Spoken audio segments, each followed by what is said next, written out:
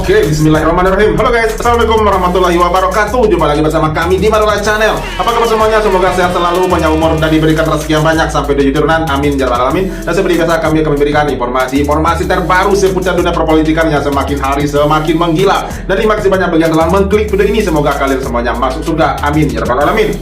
Guys, wow, gila, koruptor makin merajalela. Febri Ardiansyah akhirnya ditetapkan dan diseret KPK ke penjara. Seperti di video kali ini, mantan Jampitsus Febri Ardiansyah akhirnya diseret KPK ke penjara setelah lama menghilang usai dirinya ditetapkan sebagai tersangka korupsi dan pencucian uang. Namun anehnya, Febri tidak menggunakan rompi warna pink khas kejaksaan, tetapi Febri malah menggunakan batik seperti mau pergi kondangan. Sementara itu, mantan Direktur Utama Kebun Binatang Surabaya akhirnya ditetapkan sebagai tersangka korupsi pakan satwa sebesar 10 miliar lebih, dan pegawai pajak pun juga diseret KPK ke penjara karena terbukti maling uang pajak rakyat dan dibagi-bagi secara berjamaah. Emang pantek lo semua ya. Ternyata negara ini maling aja isinya, dan hampir di setiap sektor. Polisi maling, TNI maling, jaksa maling, menteri maling, pegawai pajak maling, BUMN maling, apalagi DPR ya. Emang bangsat lo semua. Gila. Oke, seberapa lama lagi sebelumnya? Ini dia. Let's go. Saya siap menghadapi dan saya merasa memang ini kriminalisasi. Saya benar-benar marah dan kecewa. Bagaimana mungkin seorang tersangka ditahan tanpa rompi orange, tanpa borgol, seolah-olah hukum bisa diperlakukan berbeda hanya karena status atau jabatan? Ini jelas mensederai rasa keadilan rakyat. Kita sudah terlalu sering melihat hukum tajam ke bawah, tumpul ke atas. Apakah penegakan hukum di negeri ini hanya sandiwara? Lebih parah lagi, gedung Jaksa Agung sempat mati lampu. Apakah ini sekadar kebetulan? Atau justru simbol betapa gelapnya wajah keadilan kita saat ini? Rakyat berhak curiga, rakyat berhak marah. Kalian udah pada lihat belum Febri ngomong apa? Intinya dia ngerasa dia dikriminalisasi. Dan saya merasa memang ini kriminalisasi. Monyet, bukti udah jalan-jalan kayak tadi ya. Tumpukan duit puluhan juta dolar, emas 74 kilo di berangkas rumah lu, dan itu semua terang benderang masih lu bilang kriminalisasi, ontolisasi, kayak anjing lu. Tom Lembong, Nadim, Ibam, Kerry, Riva, Yoki, Amsal Sitepu, Nikita Mirzani, Niko Wijaya, Aldi. Ada nggak mereka pas ditangkap ditemukan berangkas duit emas, tapi mereka langsung dipakai rompi pink, diborgol. Lah lu petantang petenteng pakai batik terus bilang saya dikriminalisasi, anjing. Gua lihat drama penegak hukum yang so suci kayak lo. Gak usah ngomong lo, tai. Koruptor ketika ditangkap selalu sama. Dan ini bentuk penghinaan terhadap masyarakat seperti ini ya. Sementara ketika masyarakat yang terbukti atau terduga maling, terduga korupsi, itu langsung dikenakan rompi warna pink atau warna orange. Tetapi dia yang telah terbukti dan yang telah ditetapkan sebagai tersangka maling dan pencucian uang, itu malah melenggang dengan lagaknya pakai batik kayak mau pergi kondangan dan sambil berkata saya adalah korban kriminalisasi. Gila. Ini adalah bentuk penghinaan terang-terangan terhadap hukum yang ada di negara ini, ya enggak? Dan sambil mengejek rakyat ini, mengejek rakyat dia. Ketika yang lain ditetapkan sebagai tersangka langsung mengenakan rompi. Nah, dia malah pakai batik, guys, dan mengaku dirinya dikriminalisasi. Emang bangsat loh. Oke, guys, lanjut. Laga jadi korban kriminalisasi. Padahal barang bukti kejahatannya sudah terpampang nyata. Itulah drama basi yang dimainkan mantan Jampitsus Febri Ardiansyah saat diciduk tadi malam. Febri berani-beraninya koar-koar merasa dikriminalisasi dan protes. Kalau di Gedung Bundar atau di kejaksaan tempat kerjanya dulu, prosesnya tidak seperti itu. Jelas aja dia panik dan protes. Karena kalian kan selama ini memang terbiasa saling menutupi kejahatan busuk di dalam lingkaran sendiri. Udah jelas-jelas terseret kasus korupsi Asabri, Krakatau Steel, hingga pasokan batu bara. Ditambah temuan emas batangan seberat 74 kg di rumahnya. Tapi dia masih bisa pasang muka tembok tanpa rasa malu. Hebatnya lagi, saat ditahan, Febri mendapat privilege istimewa, bebas dari rompi tahanan pink dan bebas dari borgol. Giliran rakyat kecil maling sendal digebukin dan diseret tanpa ampun. Tapi pejabat korup malah diperlakukan seperti tamu kehormatan. Jangan tertipu sandiwara murahan ini. Barang bukti sudah menumpuk nyata, tapi masih berani playing victim. Hukum di negeri ini memang terbukti tajam ke rakyat, tapi tumpul buat geng koruptor. Mas rompi tadi mohon maaf, karena buru-buru juga udah malam ya. Sama terakhir kalau buru-buru ya. Rompinya, kenapa Pak Febri tadi nggak pakai rompi ya Pak? Makasih. Iya, kalau Mas rompi tadi mohon maaf, karena buru-buru juga udah malam ya. Buru-buru karena udah malam ya. Yang kedua, maklum guys, buru-buru. Modus operandinya secara umum dugaan TPPU yang dilakukan oleh penyelenggara negara dalam jabatannya sebagai jaksa atau pejabat struktural selama dia menjabat mengabdikan diri di kejaksaan. Surat Iya terbuka. ya. Oh, jadi karena udah malam jadi terburu-buru jadi nggak lupa bawa rompinya. Oke, kita terima. Terus gimana dengan borgol? Kenapa dia nggak diborgol? Apa lupa juga bawa borgolnya? Berarti nggak niat dong ya? Nggak niat lu semua mau menjarakan dia, nggak niat lu semua mau nyeret dia ke penjara, gitu loh. Oke, kalau rompinya lupa bawanya, berarti lu ke rumahnya mau ngapain? Mau ngajak rapat, mau ngajak kondangan, atau mau nangkap dia gitu loh. Dan bahkan borgol pun juga nggak dipasangin, nggak ada rompi, nggak ada borgol, dan malah dikawal ketat tuh oleh aparat. Memang privilege yang luar biasa ya buat maling seperti ini ya nggak. Sementara yang lain kalau sudah terbukti melawan hukum langsung dikenakan rompi warna pink, warna orange. Nah dia malah pakai batik spesial banget. Kali ini ada maling, ada tersangka maling, itulah koruptor, malah pakai seragam batik. Gila, memang luar biasa istimewa ya. Jadi katanya karena dia telah pernah mengabdi sebagai pejabat negara di kejaksaan sebagai Jampitsus, jadi mungkin bentuk penghormatan kepada dia. Nah terus gimana dengan pejabat-pejabat lain yang terbukti korupsi? Mereka nggak berbakti kepada negara? Nah inilah bentuk penghinaannya terhadap hukum secara terang-terangan gitu loh. Ya enggak? Nah, jadi seorang netizen sampai menyuarakan konsolidasi seluruh BEM se-Indonesia, seluruh BEM Universitas se-Indonesia untuk mendobrak Kejagung agar Febri diseret ke penjara dan menggunakan rompi dan dihukum metong perlu, ya enggak? Coba disimak guys. Untuk seluruh ketua BEM, terkhusus BEM Fakultas Hukum di seluruh Indonesia, ketua organisasi-organisasi advokat di masing-masing cabang, dan para konten kreator yang selama ini berteriak tentang kasus yang melibatkan mantan Jampitsus. Saya rasa sudah waktunya hari Senin kita berkonsolidasi untuk turun ke jalan. Yang ada di Jakarta berdemonstrasi ke Kejaksaan Agung, yang ada di daerah berdemonstrasi ke Kejaksaan Negeri atau ke Kejaksaan Tinggi. Karena apa yang kita saksikan hari ini, sudahlah kita berhenti bicara soal KUHAP.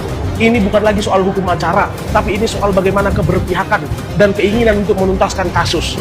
Saya rasa sejak awal kasus ini ditangani sampai hari ini, kita hanya melihat bau amis dan bau busuk dalam penanganan perkara. Ya betul, setuju. Contoh nyatanya saja, bagaimana ada dua orang tersangka yang sudah ditetapkan, yang pertama Don Rito dan juga mantan Jampitsus, tapi yang satu ditahan, yang satu tidak. Ini apa? Iya. Kita sedang tidak lagi bicara soal KUHAP.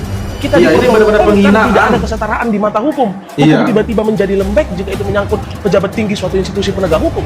Maka mari teman-teman, saya berharap video saya ini bisa mengajak kita semua. Saya akan meluangkan waktu saya, teman-teman tolong luangkan waktu teman-teman. Para ketua BEM Fakultas Hukum, tolong gunakan hari weekend ini, Sabtu dan Minggu, sebagai waktu untuk mengkonsolidasi gerakan agar di hari Senin semua bisa turun ke jalan meminta untuk segera dilakukan penahanan dan pengusutan terhadap tersangka Febri Adriansyah. Iya, mantap. Oh, kenapa nih Pak Roman Paris? Lalu sudah kasih tahu ke klien saya, sekarang jadi mantan. Febri Jampitsus, saya mengundurkan diri, sudah ngomong dari 2 hari lalu, tapi beliau menghimbau kalau bisa beberapa hari lagi. Tapi kalau otak saya terus mikir dan badan begini, aku takut makin parah. Ya ini tadi bikin apa? Ini dah. Masih sakit, gitu loh. Hotman Paris saja kapok langsung mundur. Netizen nih lawan, apalagi netizen Indonesia ya, langsung sakit. Tapi ini kira-kira sakitnya beneran nggak sih ya? Atau ini cuma drama biar netizen kembali kasihan, biar followersnya nggak jadi di unfollow. Baru 1 hari membela si maling ya, langsung sakit, langsung diobat ke Singapura dia. Makanya hati-hati bang sama ini di Indonesia, jangan nantangin, jangan mentang-mentang lu orang kaya terus berlagak, nggak perlu netizen, nggak perlu support dari rakyat ya, hancur lu bang, hancur. Jangan kan hancur, sakit pun, metong pun bisa kena kau ya nggak? Ajal pun akan dekat tuh sama kau ya nggak? Oke guys, lucu nih orang. Pegawai pajak kembali terciduk korupsi. Kali ini 3 pejabat sekaligus terjerat bangsat operasi nih. tangkap tangan Pegawai KPK. pajak, Mereka adalah Kepala Kantor Pelayanan Pajak Madya Jakut, Dwi Budi Iswahyu, tim penilai Askop Bahtiar, dan Kasih Pengawasan dan Konsultasi Agus Syaifuddin. Ketiganya ditetapkan sebagai tersangka saat sedang bagi-bagi uang suap 4 miliar rupiah pada Jumat 9 Januari bagi-bagi uang suap, 2026. anjing. Uang haram itu dari praktik pengembangan pajak yang melibatkan 2 pihak swasta, ABD dan EY dari PT Wanatiara Persada. Diketahui kasus ini berawal dari kekurangan pembayaran pajak bumi dan bangunan PT Wanatiara Persada sebesar 75 miliar rupiah. Perusahaan kemudian melakukan beberapa kali sanggahan karena punya perhitungan yang beda dari KPP Jangkul. Alhasil, Agus Syaifuddin menawarkan penurunan tagihan menjadi 15,7 miliar rupiah asalkan ada fee 8 miliar rupiah di awal. Kesepakatan terjadi, nilai pajak resmi turun hingga 80% dari penetapan awal. Sebagian uang suap sebesar 4 miliar rupiah dibayarkan pada Desember 2025 dengan modus kontrak fiktif konsultan pajak. Aliran dana itu disamarkan melalui PT Niogayo Bisnis Konsultan agar terlihat sebagai jasa profesional. Menteri Keuangan Purbaya Yudisadewa sebut kasus ini sebagai shock terapi bagi pegawai pajak dan menegaskan proses hukum harus dihormati. Bagaimana mungkin pegawai pajak yang tugasnya Gila. Pegawai pajak loh ya. Pegawai pajak maling lagi 4 miliar nih malingnya, dibagi-bagi berjamaah pula lagi. Aduh anjing ya. Jadi ini buktinya, contoh rakyat balas bayar pajak. Ini contohnya uang pajak mereka dimaling, uang pajak mereka dikorupsi dan dibagi-bagi pula. Aduh kacau ya. Jadi gimana masyarakat mau bayar pajak coba? Uang pajak mereka tuh nggak jelas, malah kan dimaling ini. Jadi kalau dipikir-pikir, hampir di setiap sektor di negara kita tercinta ini guys, Konoha tercinta ini lah ya, hampir di semua sektor itu pejabatnya pada maling semua, semuanya. Nggak pegawai pajak, petugas BUMN, tentara, polisi. Aduh gila, nggak ada nih pokoknya, satu pun nggak ada terkecuali. Semuanya ikut tersandra maling uang negara. Gila gitu ya. Jadi gimana mau negara maju, gimana masyarakat mau peduli gitu loh, taat dengan aturan, taat dengan kewajiban mereka sebagai rakyat, bayar pajak lah gitu loh. Sementara uang mereka dimaling.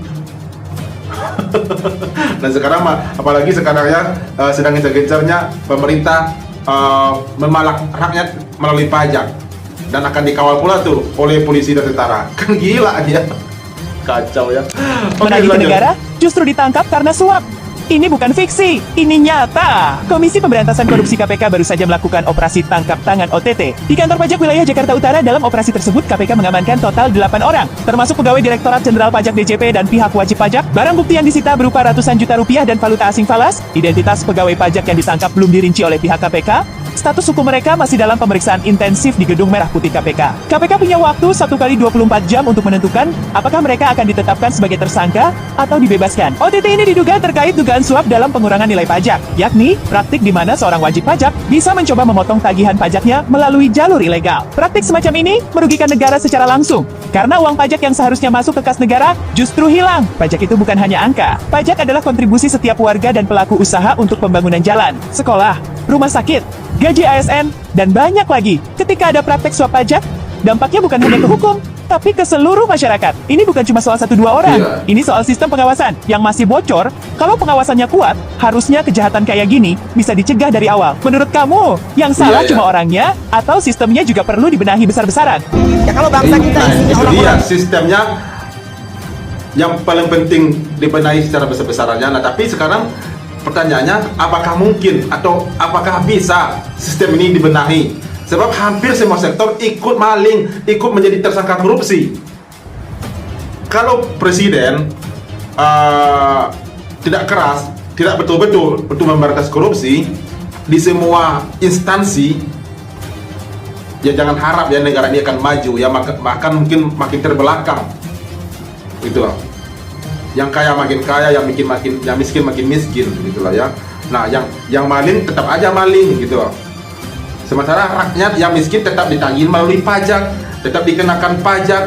Maling ayam pun sampai taruhannya nyawa. Nah, ketika maling uang negara malah dikawal gitu loh. Kacau ya. Tenggelamkan aja, Bu. Oke, guys, lanjut. Penakut, ya nanti tenggelamkan.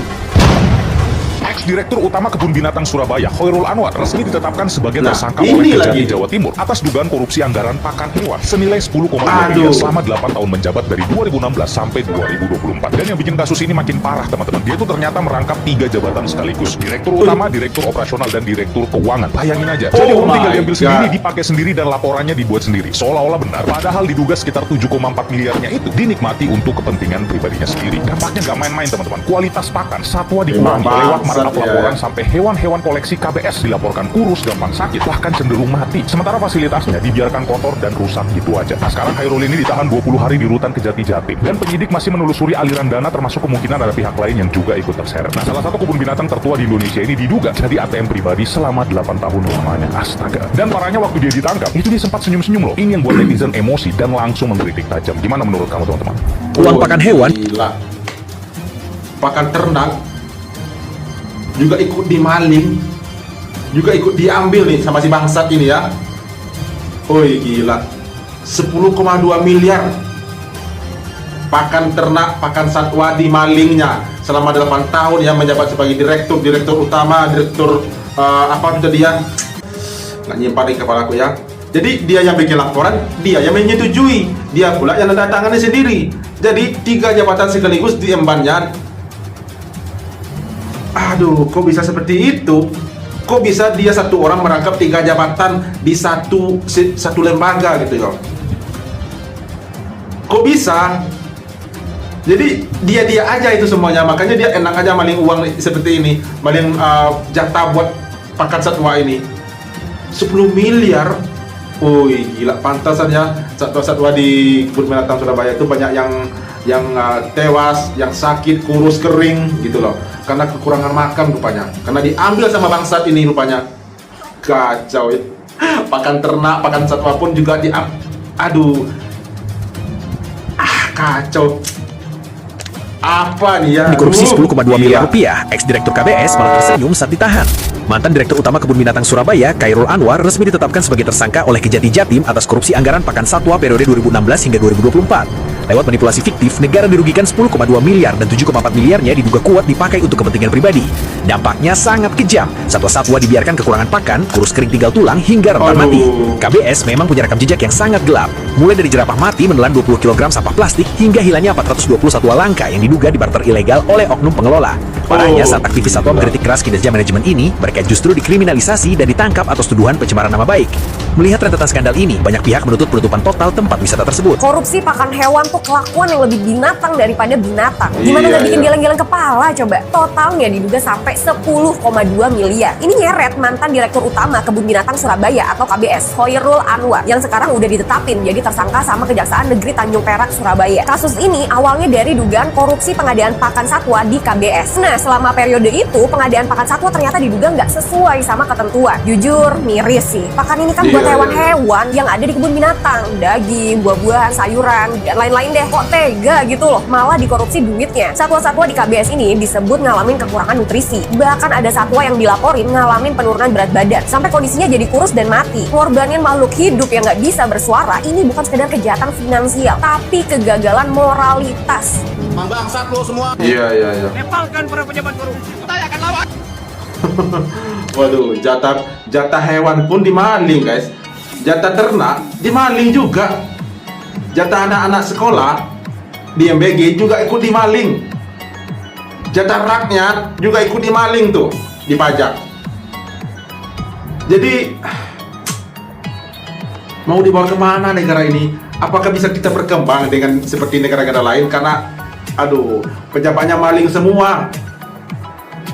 Aduh, jadi kalau RUU perampasan aset terhadap koruptor belum juga disahkan sebagai undang-undang oleh DPR, jangan harap ya koruptor di negeri ini akan hilang. Jangan harap.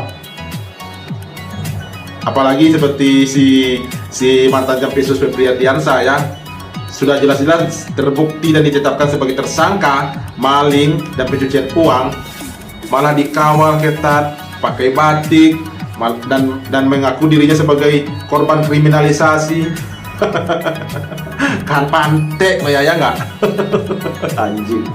Oke guys, itu direksi kita hari ini. Terima kasih banyak bagi yang telah menonton dan sampai jumpa lagi di video berikutnya. Thank you. Thanks for watching.